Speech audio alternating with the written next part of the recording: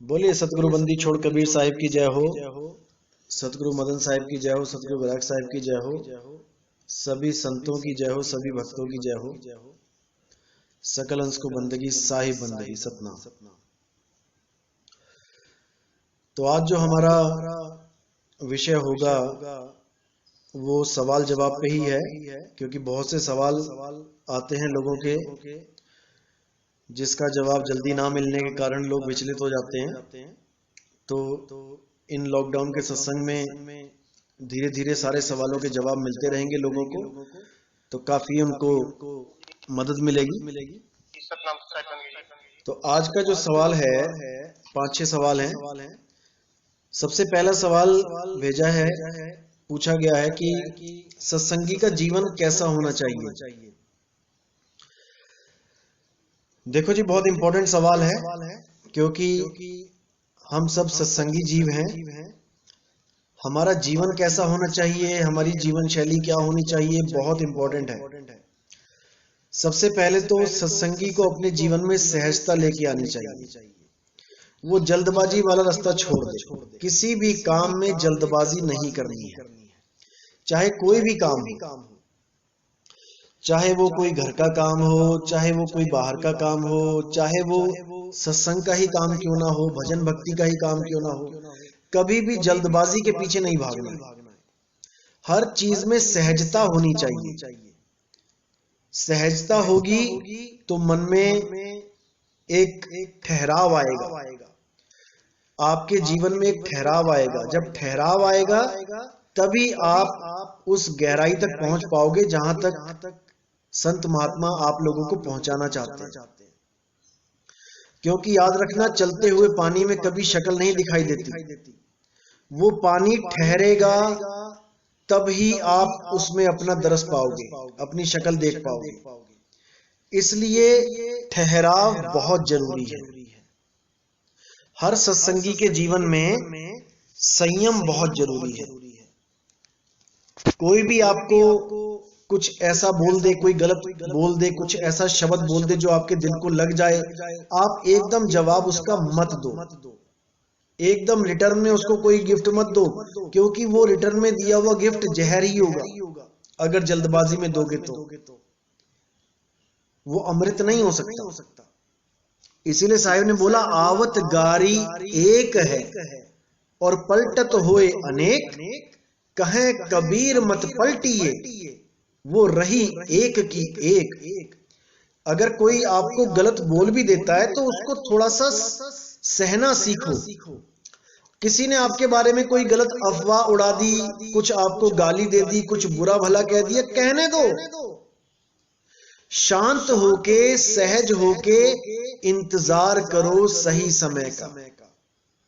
जब सही समय आएगा तो अपने आप ही नीर शीर का निवेड़ा हो जाएगा, अपने आप ही असलियत सामने आ जाएगी। किसी के कहने से आपका कुछ बिगड़ नहीं गया, आपका कुछ नहीं नुकसान होने वाला। किसी के कहने पे अगर किसी ने 2 बातें आपको सुना भी दी, आप शांत रहो। हफ्ते 10 दिन के बाद उसे खुद अपनी गलती का पछतावा होगा और माफी मांगने आएगा। विश्वास करके देखना, अगर आपकी गलती नहीं है तो सहजता बहुत जरूरी है हमारे जीवन में। इन्हीं छोटी छोटी चीजों की वजह से लोगों को समझ में आएगा कि भाई ये आदमी सहज है, इसको कुछ प्राप्ति हो रही है, या ये कोई चीज प्राप्त करने की कोशिश कर रहा है। तभी ये आलतू फालतू बातों में ध्यान नहीं दे रहा है, तभी ये दुनियादारी से कट ऑफ हो रहा है, तभी इसको कोई दुनियावी कोई चीज इसको विचलित नहीं कर पा रही है, क्योंकि ये दुनियावी इस खेल को समझ चुका है कि कुछ नहीं मिलने वाला इस दुनिया से। जितना मर्जी जोर लगा लो, इस दुनिया से किसी को ना तो आज तक कुछ मिला है और ना ही मिलेगा। जो असली संयम है, जो असली ठहराव है जीवन में, वो आपके अंदर है। बाहर से आज तक किसी को संतुष्टि नहीं मिली। जो साइकिल पे चलता था उसको मोटरसाइकिल मिल गई, तो उसने सोचा शायद मुझे संतुष्टि मिल जाएगी, मोटरसाइकिल से भी संतुष्टि नहीं मिली, अब आगे कार की डिमांड आ गई, वो कार भी खरीद ली तब भी संतुष्टि नहीं मिली, आगे और महंगी कोई रेसिंग कार की डिमांड आ गई, वो भी खरीद ली तब भी संतुष्टि नहीं मिली, आगे हेलीकॉप्टर हवाई जहाजों की डिमांड आ गई। कुछ भी कर लो संतुष्टि नहीं मिलती, संतुष्टि आपके अंदर है। जब अंदर की गहराइयों में जाओगे तब आपको समझ में आएगा कि असली संतुष्टि, असली सहजता आपके ही अंदर है, और उसी को प्राप्त करना हमारा परम लक्ष्य है। अगला सवाल है कि सत्संगी की दिनचर्या क्या होनी चाहिए। यानी कि अलग अलग जो सिस्टम बनाए गए हैं, अलग अलग पंथों के द्वारा, धर्मों के द्वारा, हर बंदा उसी के अनुसार चलने की कोशिश करता है कि सुबह उठ के मंदिर जाए, पूजा अर्चना करे, या कहीं और जाए, मस्जिद में जाए, 5 टाइम की नमाज करे। ईसाई है तो हर संडे को चर्च में जाए, और अगर सिख हैं तो जाके गुरुद्वारे में गुरबानी पढ़ें, हर इतवार को गुरुद्वारे जाएं। तो सत्संगी की दिनचर्या क्या होनी चाहिए, ये सवाल पूछा गया था। देखो जी, सत्संगी, पहली बात ये है, जो सत्संगी होता है वो इन सब क्लासों को पढ़ के पार कर चुका होता है कि मंदिर में क्या बताया जा रहा है, कि गुरुद्वारे में क्या बताया जा रहा है, कि हमें चर्च में क्या सुनाया जा रहा है, हमें कुरान में क्या बताया जा रहा है, मस्जिद में क्या बताया जा रहा है।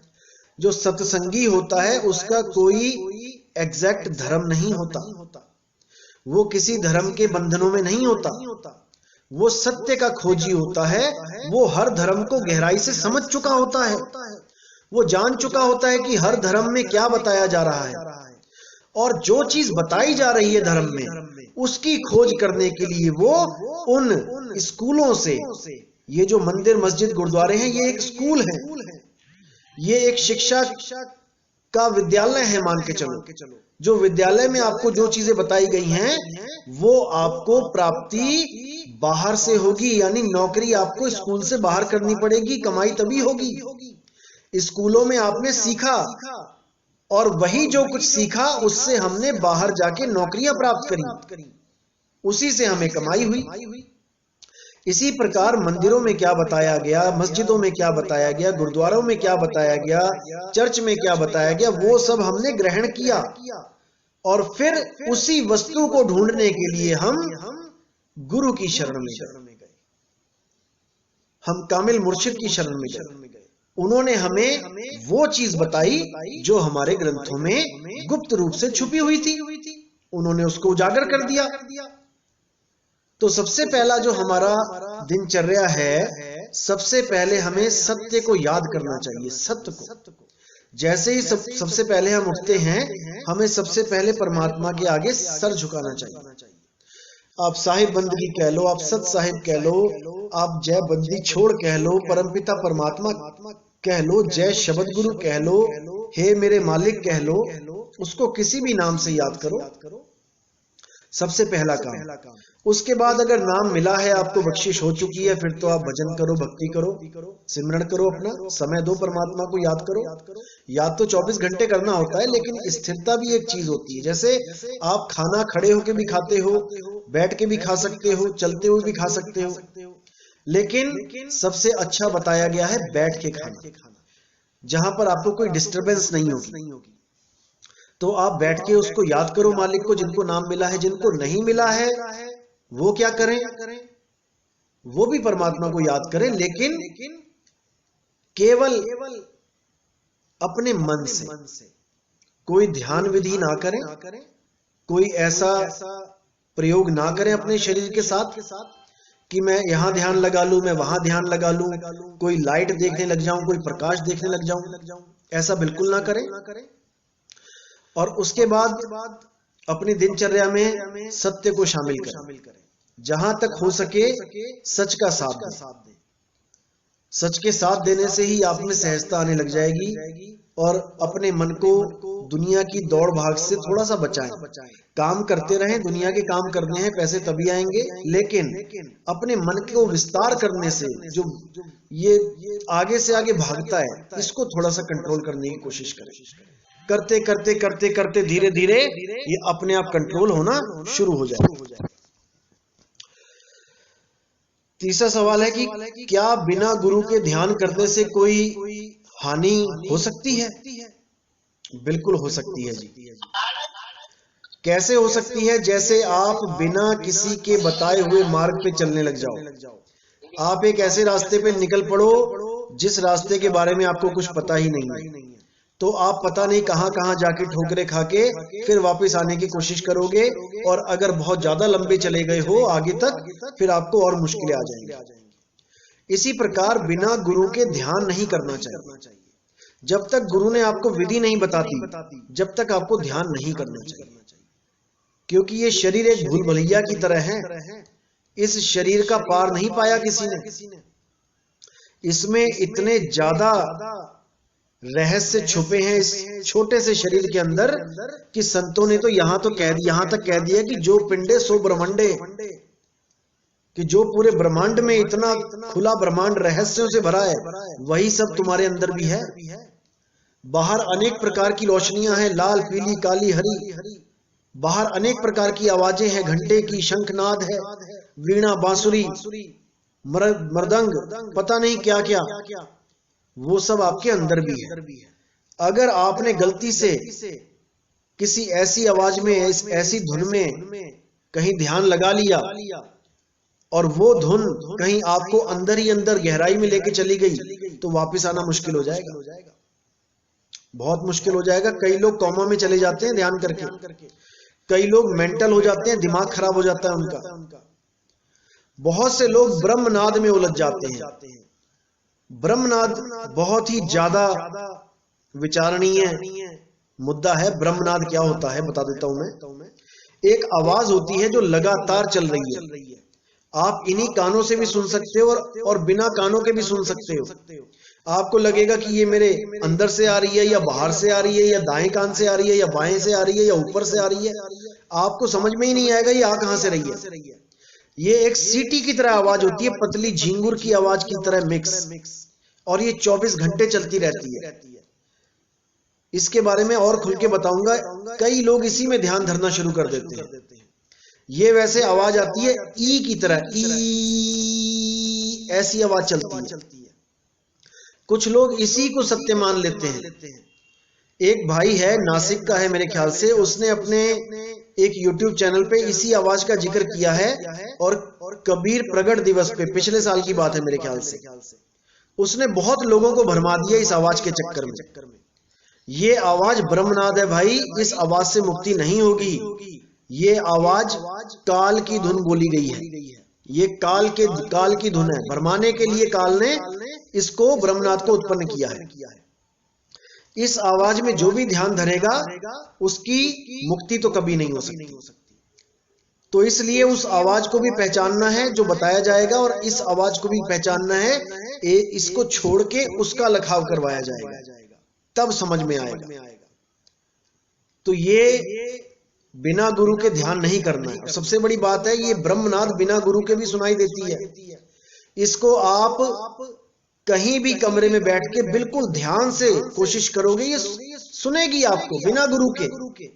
लेकिन ये वो नहीं है भाई जिसका भेद कबीर साहब ने आके बताया।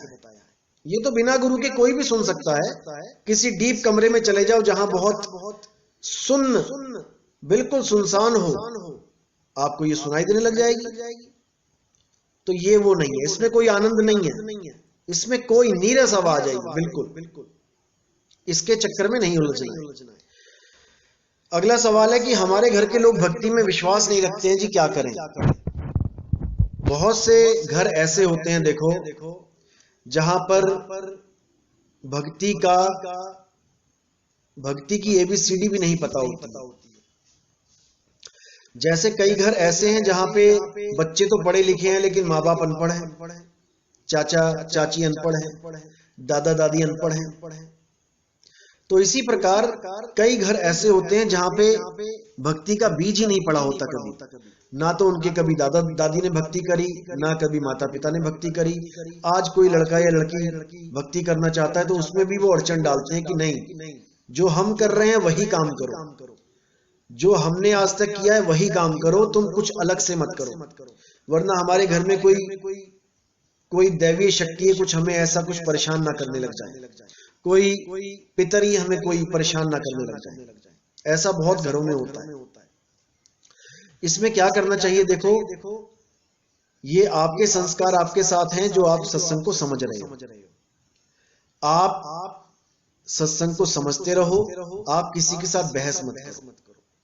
किसी की सास है, वो चाहती है मेरी बहू पूजा करे, ये कहां सत्संग के चक्कर में पड़ गई है, तो आप अपनी सास के साथ पूजा में खड़े हो सकते हो। आपके हृदय के भाव देखे जाएंगे कि आप ये पूजा अपने मन से कर रहे हो या किसी के कहने पे कर रहे हो या किसी को खुश रखने के लिए कर रहे हो। हम कभी नहीं चाहते कि आपके घर में कोई झगड़ा हो, कोई ऐसा कुछ हो। आप अपना ज्ञान अपने तक सीमित रखो। जो उसको नहीं समझना चाहता, आप बिल्कुल भी उसको समझाने की कोशिश मत करो, क्योंकि ये किसी के समझाने से नहीं समझ में आता। ये परमात्मा की दया होती है, ये तभी समझ में आता है। आप उनके साथ पूजा में खड़े हो सकते हो, कोई दिक्कत नहीं है। आप किसी मंदिर में जा सकते हो, लेकिन आपके दिल में क्या है वो आप जानते हो, आपका परमात्मा जानता है। सद्भाव में रहना है, परमात्मा को याद रखना है। कोई कहता है कि इस फोटो की माथा टेको, तो आपने आंखें बंद करके अपने परमात्मा को याद करना है और माथा टेक देना है। उसमें आपके भाव देखे जाएंगे। किसी को नहीं पता चला कि आपके क्या भाव हैं, लेकिन आप और आपका मालिक जानता है। तो किसी से बहस नहीं करनी। घर में भक्ति का माहौल तभी बनता है जब किसी के साथ झगड़ा ना हो, शांति से रहो। जो कोई कर रहा है उसको करने दो। अगर कोई मूर्ति पूजा भी करता है तो आप उसमें अड़चन ना बनो।